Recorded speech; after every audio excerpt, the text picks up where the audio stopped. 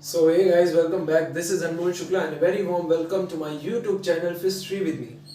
सबसे पहले तो very happy new year to you. उम्मीद करता हूँ कि 2023 आपके लिए बहुत अच्छी जाएगी।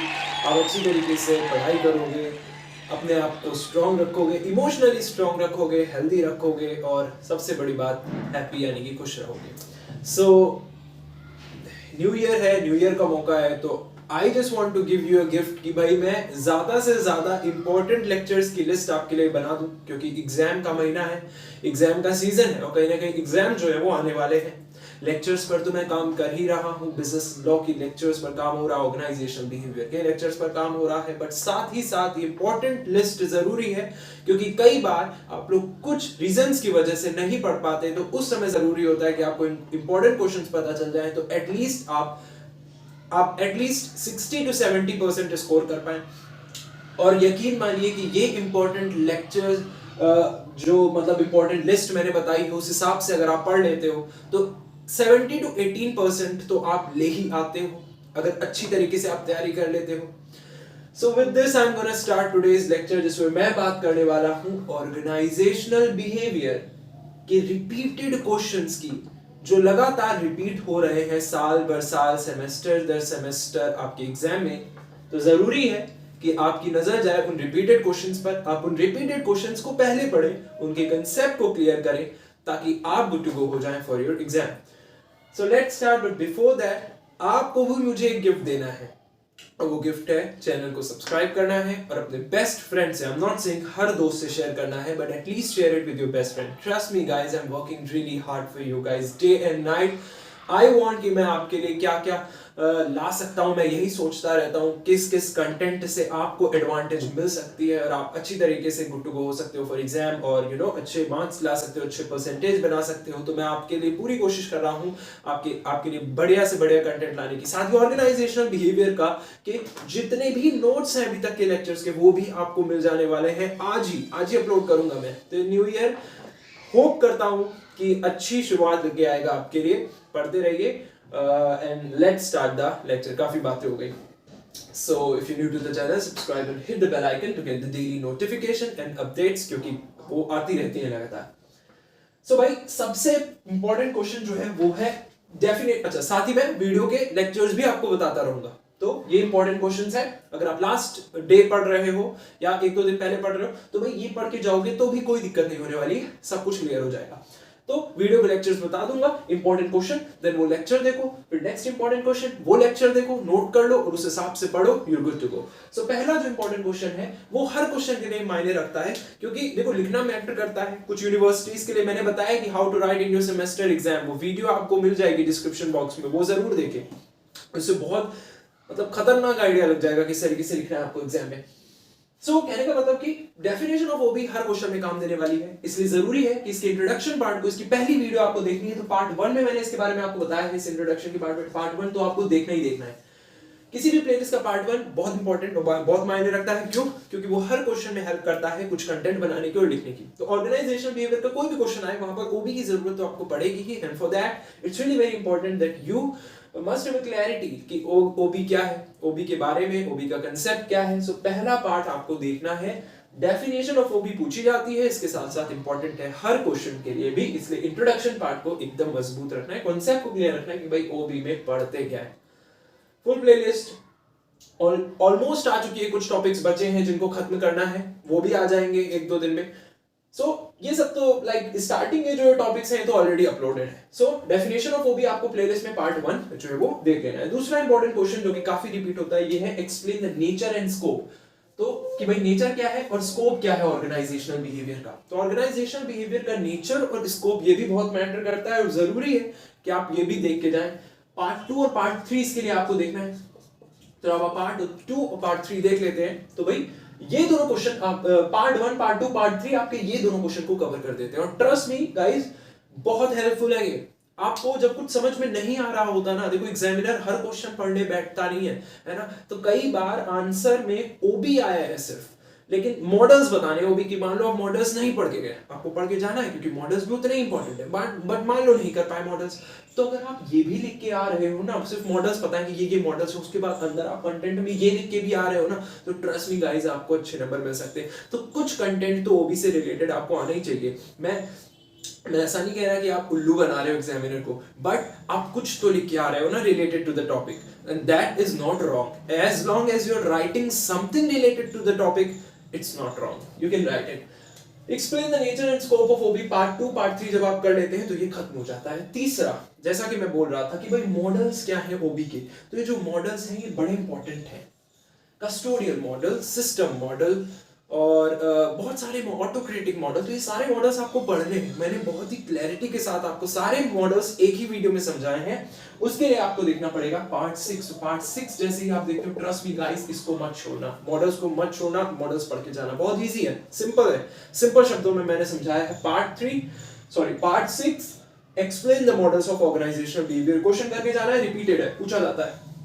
अगली बात आती है, देखो बड़ी बड़ी सिंपल चीजें जो आप कहीं ना कहीं जानते भी हो उन चीजों को, जैसे कि पर्सनैलिटी क्या है, उसके कैरेक्टरिस्टिक्स को डिफाइन कीजिए।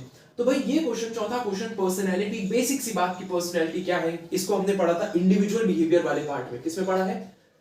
इंडिविजुअल बिहेवियर वाले पार्ट में, कि भाई इंडिविजुअल बिहेवियर कई तरीके से इन्फ्लुएंस डालता है, इफेक्ट करता है पूरे ऑर्गेनाइजेशन में।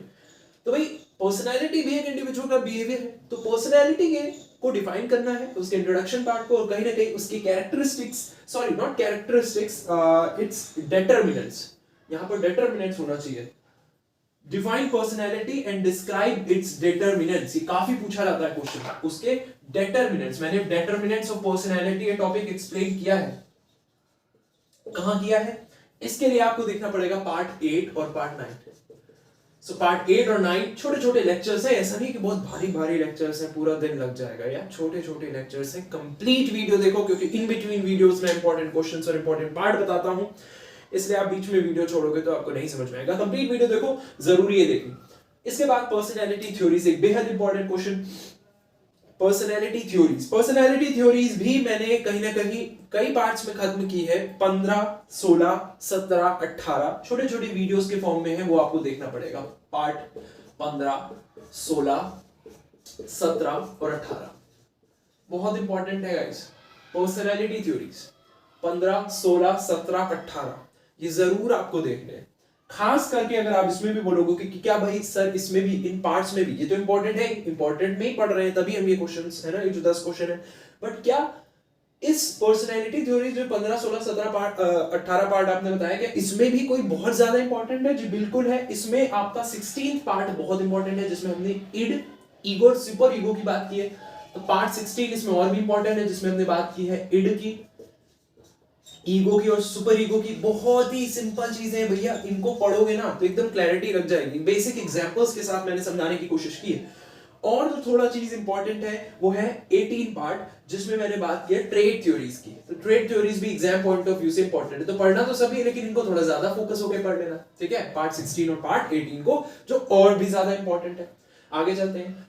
6th क्वेश्चन, मोटिवेशन को डिफाइन करना है, साथ ही साथ आपको इलेबोरेट करना है मॉस्लो की हायरार्किकल थ्योरी ऑफ मोटिवेशन को, जिसको हम नीड हायरार्किकल थ्योरी भी बोलते हैं, मॉस्लो की, अब्राहम मॉस्लो की। और ये बहुत ज्यादा है, इतनी ज्यादा पूछी जाती है कि पूछो मत। ना सिर्फ इसको यहां पूछा जाता है, इसको फंडामेंटल्स ऑफ मैनेजमेंट के भी इंपॉर्टेंट क्वेश्चंस मैंने बनाया, उसका भी डिस्क्रिप्शन में आपको लिंक मिल जाएगा। फंडामेंटल्स ऑफ मैनेजमेंट के इंपॉर्टेंट क्वेश्चंस, वहां पर भी मॉस्लो हायरार्की थ्योरी जो है वो बहुत मायने रखती है, बहुत इंपॉर्टेंट रखती है, वहां भी पूछी जाती है। और ओबी में भी इसको पूछा जाता है कि मोटिवेशन क्या है। और मोटिवेशन की one of the theory, Maslow hierarchy theory of motivation, आपको एक्सप्लेन करनी है। मोटिवेशन की और भी थ्योरीज हैं, टाइम मिले तो वो भी पढ़ लेना, बट इंपॉर्टेंट जो है वो सबसे ज्यादा यही है। हर्ट्जबर्ग मोटिवेशन थ्योरी है, वो भी आप पढ़ सकते हो। हाइजीन थ्योरी है, वो भी पढ़ सकते हो, बट मॉस्लो हायरार्की सबसे ज्यादा इंपॉर्टेंट है। तो टाइम मिले तो वो हर्ट्जबर्ग वाली भी पढ़ लेना गाइस, वो भी इंपॉर्टेंट है। यहां पर मैंने इंक्लूड नहीं किया है, पर उसको पढ़ लेना। हर्ट्जबर्ग की भी आप पढ़ लेना, हाइजीन थ्योरी भी आप पढ़ लेना, हाइजीन थ्योरी भी आप पढ़ लेना, है ना? जो लगते हैं इनको बस पढ़ना है। लेट के भी अगर आप देख रहे हो ना और कुछ कुछ चीजें अपने मन में बसा रहे हो ना, इनफ है, ठीक है, एग्जाम के लिए। सो ये पार्ट कहां है? पार्ट 6 आपको ये पार्ट 6 बोल रहा हूं मैं, ये क्वेश्चन नंबर 6 जो मैंने बताया कि भाई मोटिवेशन क्या है, Maslow hierarchy theory of motivation को एक्सप्लेन करो, ये पार्ट 19 और पार्ट 20 जब आप पढ़ लेते हो तो ये पूरा आपको क्लियर हो जाता है। देखो नोट जरूर कर लेना कौन से पार्ट में बता रहा हूं, इंपॉर्टेंट है।